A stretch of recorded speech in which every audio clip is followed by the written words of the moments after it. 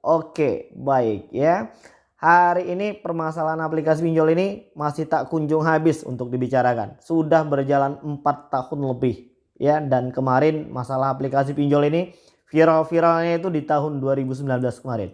Di situ banyak korban yang terus berjatuhan ya karena nggak tahan stres dan mungkin sudah merasa dipermalukan dan tak punya harga diri lagi, mungkin karena sudah disebar data ke semua kontak dan akhirnya memilih jalan singkat yang salah dengan cara mengakhiri hidupnya. Dan di tahun 2019 itu pula banyak, sampai dengan tahun 2020 itu banyak aplikasi-aplikasi pinjol yang sudah dirapikan dan ditangkap oleh pihak kepolisian. Namun hari ini di tahun 2023 masih saja sepertinya tumbuh subur. Sepertinya pemerintah harus memberikan efek jera ya kepada seluruh oknum-oknum yang mungkin terlibat di dalam aplikasi pinjol, baik yang legal ataupun yang ilegal yang sudah melanggar beberapa ketentuan-ketentuan hukum ya, supaya ada efek jera dan jangan ada lagi yang menjadi korban dari keganasan aplikasi pinjol. Baik ya, hari ini ada cerita lucu, cuma tadi gua lupa nge-save video ini dan akhirnya kehapus. Gua mau minta lagi nomornya, orangnya udah nggak ada lagi ya kan. Oke baik, ini ada cerita dan tadi gua udah mendengarkan langsung rekaman telepon antara DC dan debitur yang cerdas. Apa sih cerdasnya debitur ini ketika saling bertanya jawab ya sama DC pinjol. Jadi singkat cerita ya, ada debitur yang hari ini belum mampu melakukan pembayaran setelah 1 bulan lebih. Gua nggak sebut aplikasinya, yang jelas ini aplikasi pinjol legal OJK ya kan. Jadi si DC bertanya, halo bapak, kapan tagihan anda dibayarkan? Ya mungkin si bapak ini tadi memang udah benar-benar bosan. Kalian tahu sendiri ya, untuk per satu hari itu mungkin ada puluhan nomor ya yang akan terus-terusan menghubungi kita.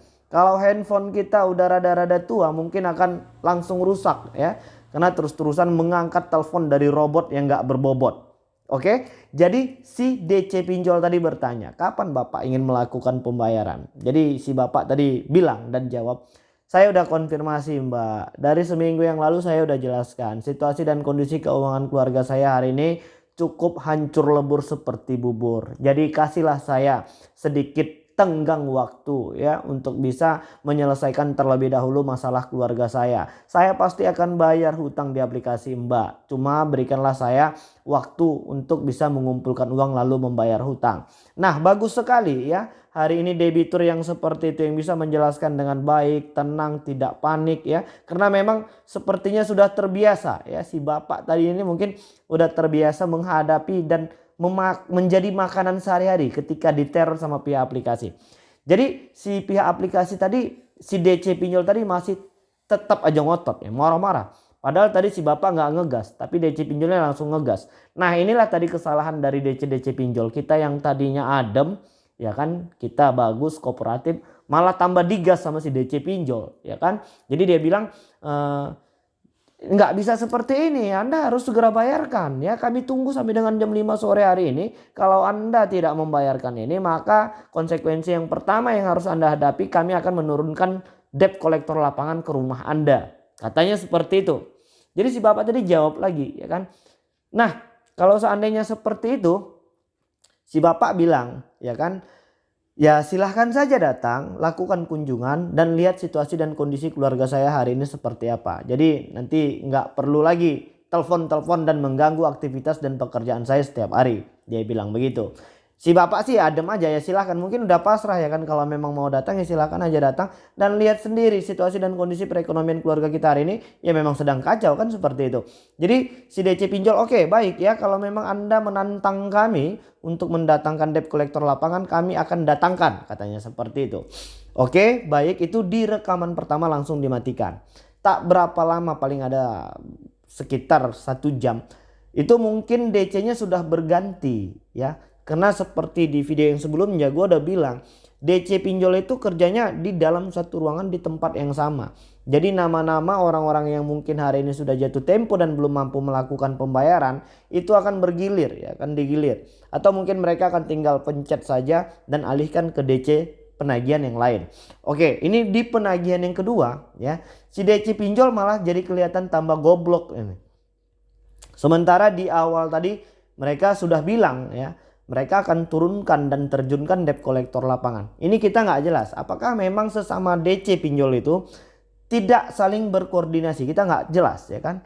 Jadi mereka ini mungkin bulat-bulat langsung makan ya kan, begitu dapat data debitur yang hari ini belum mampu melakukan pembayaran langsung digas gitu aja. Nah ini salahnya ya kan. Jadi ditelepon, di teleponan yang kedua. Jadi dia bilang, karena tadi kan di awal si bapak udah bilang ya silahkan saja datang ke rumah saya untuk melakukan kunjungan. Nah di DC yang kedua ini ya, halo ya selamat siang dengan Bapak A misalnya seperti itu. Iya benar.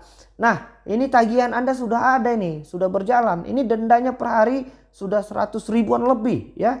Anda ini mau membayarkan atau tidak ya? Kami tunggu Anda sampai dengan hari ini segini. Jadi si bapak tadi jawab lah ya kan. Tadi gua udah ditelepon sama DC yang sebelumnya. Katanya mau mendatangkan debt collector lapangan.